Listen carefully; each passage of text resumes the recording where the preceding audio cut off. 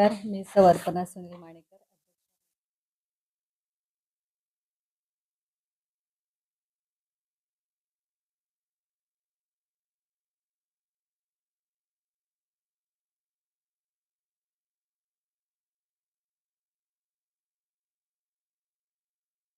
Agenda म्हणजे तर महिला सक्षमीकरण, महिला विकासाचा आहे.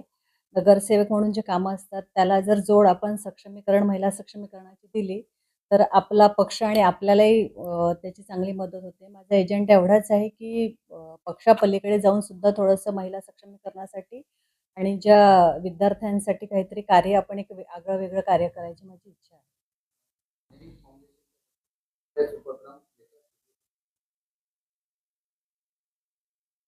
एक साधारणतः 10 वर्षापूर्वी 13 मेला आम्ही माणिनी फाउंडेशनची स्थापना केली होती. त्यामध्ये अशी पार्श्वभूमी होती, की आमच्याकडे एक मेड होती. तिचे मिस्टर वारल्यावर तिला घराच्या बाहेर निघायला जरा प्रॉब्लेम होते, की ती घराच्या बाहेरच निघू शकत नव्हती.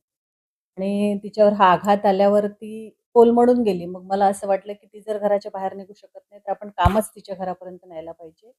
म्हणून मग मी माझ्या मिस्टरांना ही संकल्पना बोलून दाखवली, की आपण काहीतरी आगळं-वेगळं महिलांसाठी करूया का? तेव्हा आम्ही मानिनी सखी फाउंडेशनची सुरुवात त्यांच्या वाढदिवसाच्याच दिवशी केली. आणि त्यामध्ये आम्ही पार्लर अगोदर फक्त पार्लर केलं. मग ड्रेस डिझायनिंग, मेहंदी, रांगोळी हे करत आम्ही तिथे साधारण 50 महिलांनी बॅच चालू केली. आणि आज मला अभिमानी सांगता येतं, की आज साधारणतः 3,000-1,000 महिला आमच्याकडनं प्रशिक्षित झाल्या आणि त्यातनं 1,500-2,000 महिला स्वतः प्रशिक्षित होऊन त्यांनी इतरही महिलांना प्रशिक्षण केलं आणि एक स्वतःचा रोजगार त्या कमावत आहेत.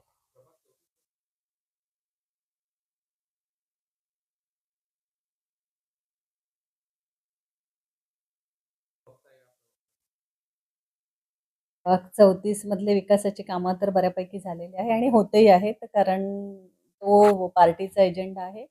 तर मला फक्त एवढं सांगायचं आहे, की विकास कामामध्ये तर मी माझ्या मिस्टरांच्या सहकार्यानेच ते कामं करणार आहे. पण महिला सक्षमीकरण आणि विद्यार्थ्यांना पुढे आणून त्यांच्या जे आर्थिक दुर्बल घटक असतात, त्या तिथल्या महिलांना सक्षमीकरणाचा स्वयंरोजगाराचा एक मुद्दा देणे आणि विद्यार्थ्यांना शैक्षणिक काय होतंय, की आता सगळीकडे टाय विषय आलेला आहे. तर मुलांना 10वी-12वीच्या मुलांना आर्थिक जी दुर्बल मुलं आहेत त्यांना ट्युशन्स क्लासेस लावणं सहज शक्य होत नाही. तर मी स्वतः एम-ए, बी-एड आहे. तर माझी एक अशी इच्छा आहे, की माझी सरदार पटेल शिक्षण संस्था आहे रजिस्टर. त्या संस्थेमार्फत 10वी-12वीच्या मुलांना फ्री ऑफ कॉस्ट शैक्षणिक संधी आपण उपलब्ध करून द्यायची, की जेणेकरून ते सामान्य प्रवर्गात येऊन एक काहीतरी यशाचं शिखर गाठू शकतील.